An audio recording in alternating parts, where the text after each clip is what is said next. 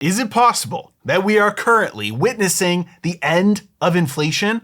Finally, it looks like that might actually be the case. But I am going to show you why I think this is temporary, and it also changes the way you will want your portfolio positioned in order to take advantage of it. First, let's take a look of a recent and extreme example of what we might be seeing play out in the United States right now, and that is Argentina. Javier Milei was recently elected president in Argentina, and he ran on a campaign of anarcho-capitalism. Essentially, we need to protect private property. In other words, your freedoms and rights to be able to own and protect what belongs to you. And outside of that, the government should be doing absolutely nothing. And he has so far delivered on his promise. He entered into the government with a chainsaw, slashing regulations, firing people, cutting spending, cutting taxes. And what have the results been? Well, first of all, this is a chart of their month-over-month inflation rate. In other words, how much did prices increase from one month to the next? The month he took office, the month-over-month inflation rate was 25%. That's right. From one month to the next, prices themselves actually increased 25%. This is literally hyperinflation. 1 month later, they were at 20%, 13%, 11%, 8%, 4%, and since then they've declined all the way to a month-over-month rate of 2.4%. Now, fixing their inflation rate is only one benefit. Their economy is growing again, and poverty and unemployment have both bottomed out. This has led many people to think, hey, well, if we take those extreme measures to fix the economy, there's going to be a lot of short-term pain. But there's one thing that people are missing about this. By the way, guys, this is going to result in a massive rotation of wealth. Wild swings in the market as a ton of money moves from some areas that are no longer going to work into new areas that are going to work a lot better. And if you are looking for a way to profit from this situation, this Thursday at 7 p.m. Eastern time, that is tomorrow night, I'm going live with my asymmetric trading masterclass, and this is your last chance to sign up. Last time I hosted this event, we had thousands of people register, more than could even fit on the Zoom call. I'm going to teach you everything you need to know about how to profit using asymmetric trades from things like geopolitical catalysts, the ongoing trade war, using these trades to hedge your portfolio against a massive crash, and much, much more. And I'm even going to do a live Q&A at the end of the call to answer questions. Remember, this masterclass is completely free, and all you have to do to sign up is click on the link in the description below to attend. But seats are filling up quickly. So click on that link below, and I look forward to seeing you at the event tomorrow. The pain isn't universal. In other words, it's the people who lost their government jobs that are in pain. Is it painful for those people? Absolutely. Were they only receiving a paycheck as a result of taking money away from somebody else? Yes. Which means that as a result of slashing government spending, cutting taxes, deregulation, and taking a chainsaw to an overgrown tumor of a government, it has made overall everybody in Argentina much better off.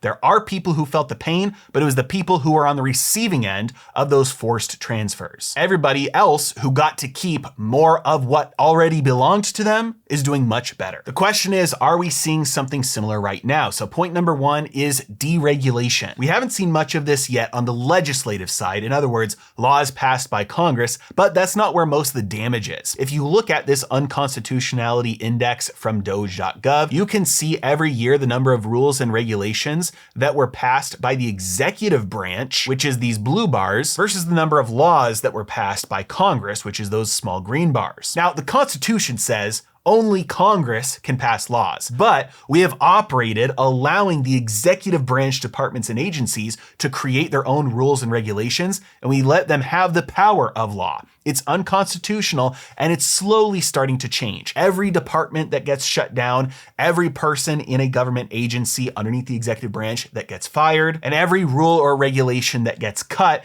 is deregulation. And again, we haven't seen much of this yet, but it does look like we are headed in the right direction, especially considering every single one of these rules and regulations is used in order to change individuals and businesses' behaviors. And when you stop somebody from doing something that they would have done otherwise, or force them to do something else, it means they are giving up on value that would have been there. And so by simply taking the boot off the neck of the American economy, you allow it to breathe and start to thrive again. Again, We're not there yet. Not much progress has been made, but at least it looks like we're headed in the right direction. Point number 2 is cutting government employees, and it looks like this one we are making some pretty good progress on. Initial jobless claims by US federal workers have absolutely surged recently. And another sign that federal government employees are really feeling the pain right now is the fact that as of right now, there are over 10,000 homes for sale in just the Washington, D.C. area alone. Not only that, but prices there are their lowest since January of 2020. They have dropped over 20% in just the last couple of months. Remember that every dollar the government spends is money taken out of your pocket, either through direct taxation or through inflation, which means every dollar they don't spend is money, it's purchasing power you get to keep. The next note is cutting spending. And while some of this can be done underneath the executive branch, a lot of this is gonna be up to Congress, and it is very slow on that front. I am not optimistic at all that we will see any significant spending cuts because Congress controls the budget, and the people who are on the receiving end of that spending control Congress. And every single person on the receiving end of all of this government spending is going to fight till their last dying breath to make sure the spending doesn't slow down, which means that if all you do is focus on everything that happens under the executive branch, you aren't going to get that much in savings, which is why we've only seen an estimated $115 billion worth of savings so far from Doge's efforts, which is only $714 per taxpayer. But some progress, however little, is still progress. And if we take a look at the measure of inflation as put together by Trueflation.com, which is a much more accurate measure of prices versus something like the CPI, we can see that the overall trend is drastically down over the last couple of months. And yes, these few days on the end of this chart here do show a brief pop back up, but as you can see, this chart is pretty volatile. And if we go back to 5 years, you can see that the overwhelming trend is down. And this most recent drop off that has gotten us down from around 3% to the current level of 1.7% has happened so far in the first 3 months of 2025. Now, lower inflation numbers are extremely bullish for asset prices. One of the reasons for this is because it allows the Fed to move away from a restrictive monetary policy stance.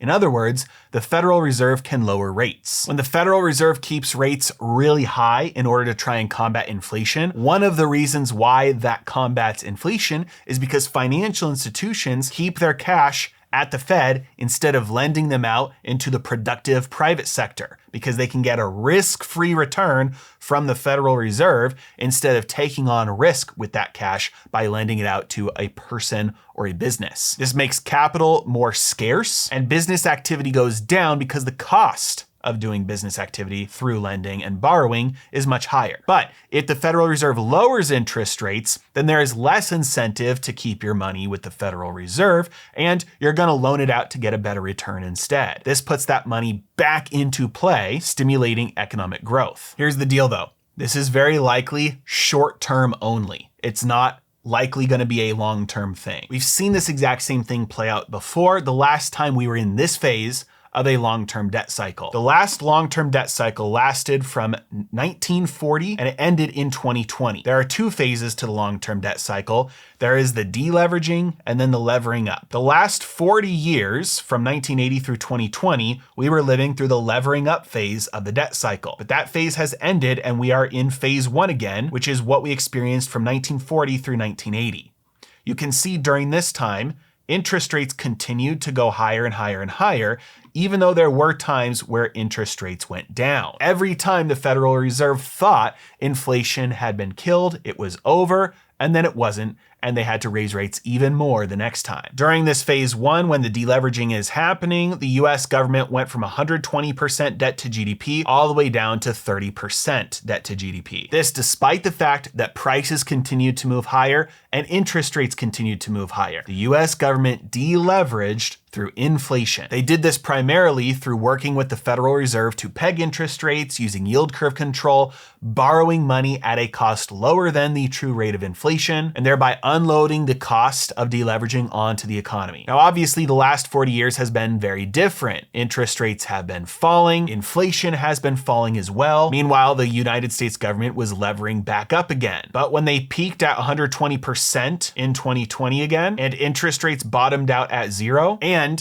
most importantly, inflation popped back out of the bottle. Now we are in the new phase of the long-term debt cycle, and it will look very similar to the last time we were in this phase. Rising interest rates for a long period of time, and I mean decades, higher and higher prices, while the United States government unloads the cost of deleveraging onto the economy through inflation. Now, I need to be clear. It doesn't have to happen through inflation. The US government does have to deleverage, otherwise they will either go into hyperinflation or they will default. But it doesn't have to be through inflation. They don't have to print their way out of it. They could do it through austerity. In other words, they could run a surplus. If they tax more than they spend and they actually pay down the debt, it could absolutely get out of this hole and deleverage. The problem is that would actually cause a decrease in the money supply because money is loaned into existence. So if the US government starts paying down its debt, that actually sucks money out of circulation. Because of the lower supply of money, it would be harder and harder to get your hands on that money,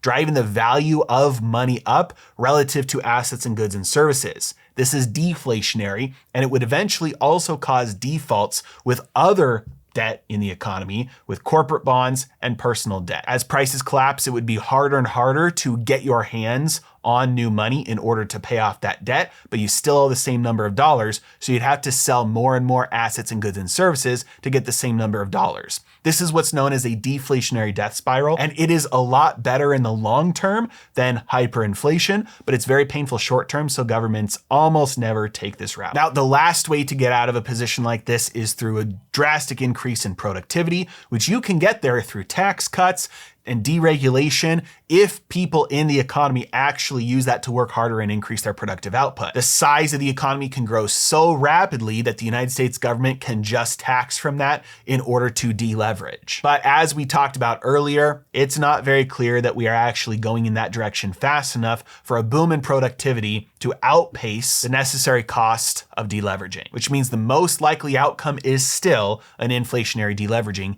even if we get a short-term drop in interest rates and drop in inflation like we had multiple times during the 70s. This also means that investing is going to look very, very different during the next few decades than it did from 1980 through 2020. And instead will look very similar to the way it worked during 1940 through 1980. You're gonna see things like active investing start working a lot better than passive. You're gonna see value work better than growth. As bonds were in a bull market for 40 years from interest rates falling, bonds will now be in a bear market for 40 years from interest rates rising. You're also going to see outperformance from things like commodities, materials, real goods. And if your portfolio is not prepared to take advantage of the wild swings that markets will see as a result of this massive rotation of a ton of wealth, then please don't forget, this is your last chance to register for my asymmetric trading masterclass. It's happening tomorrow night at 7 p.m. Eastern time. Secure your spot now before it's too late. Link is in the description below.